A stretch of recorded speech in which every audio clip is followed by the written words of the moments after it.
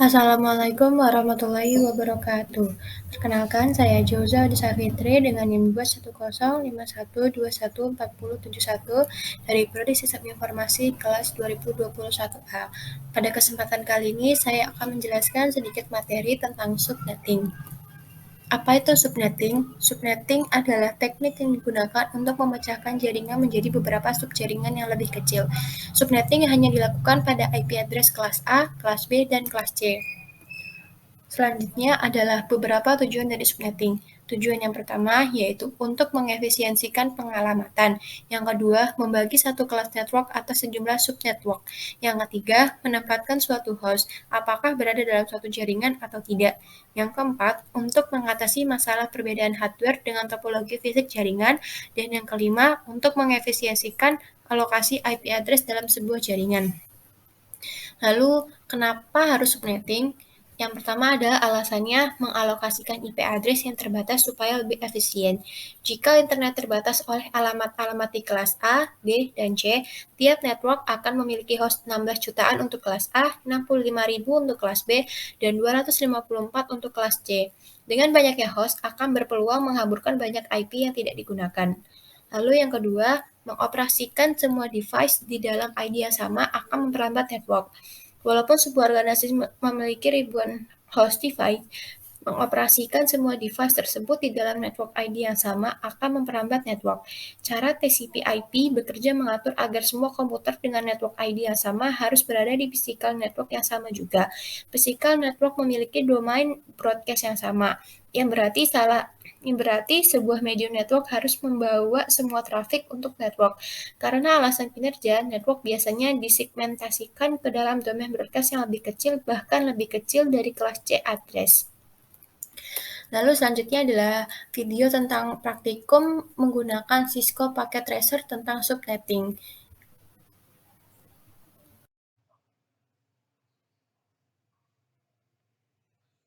Assalamualaikum warahmatullahi wabarakatuh. Pada kesempatan kali ini saya akan menjelaskan tentang subnetting. Jadi yang pertama di sini saya memiliki 3 PC, yaitu ada PC 1, PC 2, dan PC 3 yang dihubungkan dengan satu switch, kemudian ke router. Dan selanjutnya ada PC 4, 5, dan 6 dihubungkan ke satu switch dan dihubungkan kembali ke router. Pada PC yang pertama ini menggunakan IP address 192.168.88.2. Lalu subnet masknya menggunakan 255.255.255.192 atau /26.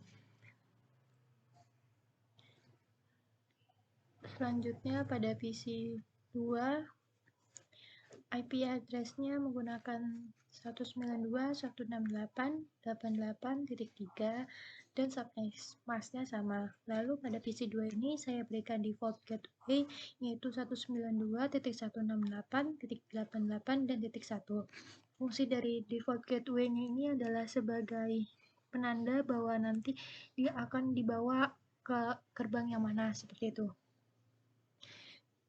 Lalu di PC ketiga ini dengan IP address 192.168.88.4 dan subnet masknya 255.255.255.192 dan tidak diberikan default gateway.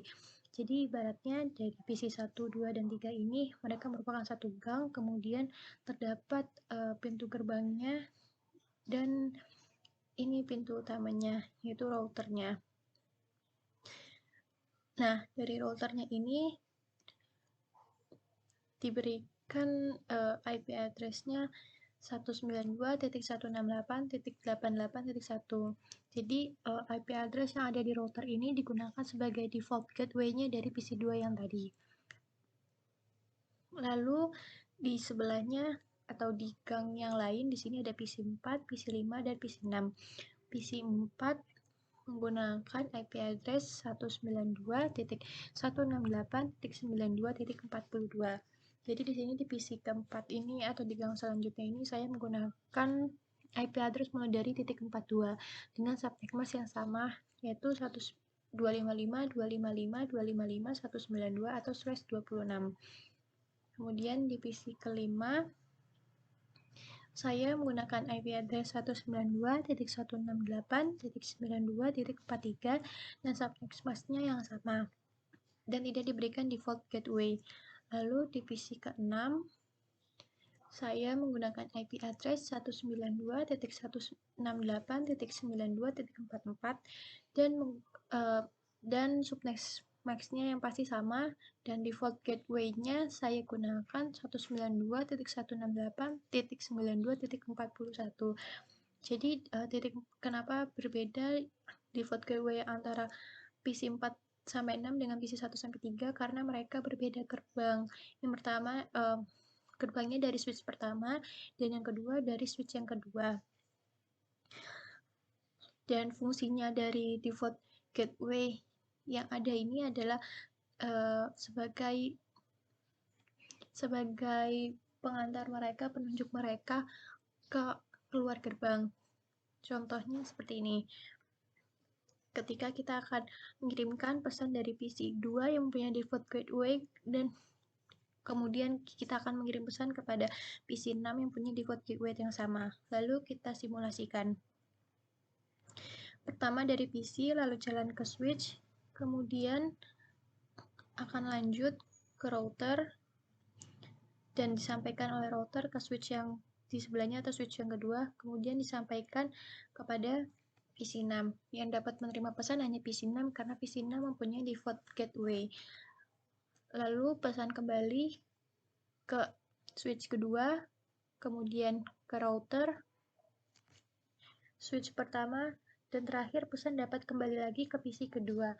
Hal ini dapat terjadi karena keduanya sama-sama memiliki default gateway. Jadi apabila salah satu tidak memiliki default gateway, dia tidak dapat menerima pesan dan tidak dapat mengirimkan pesan kembali. Seperti itu. Selanjutnya, kita coba dari yang tidak mempunyai default gateway kepada sesama tidak mempunyai default gateway. Misalkan PC 1 dengan PC 3.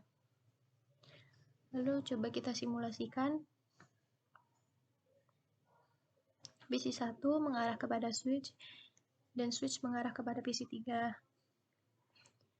Kemudian balik kembali PC 3 ke switch dan switch balik lagi ke PC 1 dan pesan dapat berhasil disampaikan kembali. Sekian yang dapat saya sampaikan, semoga bermanfaat. Mohon maaf apabila ada salah kata. Terima kasih. Wassalamualaikum warahmatullahi wabarakatuh.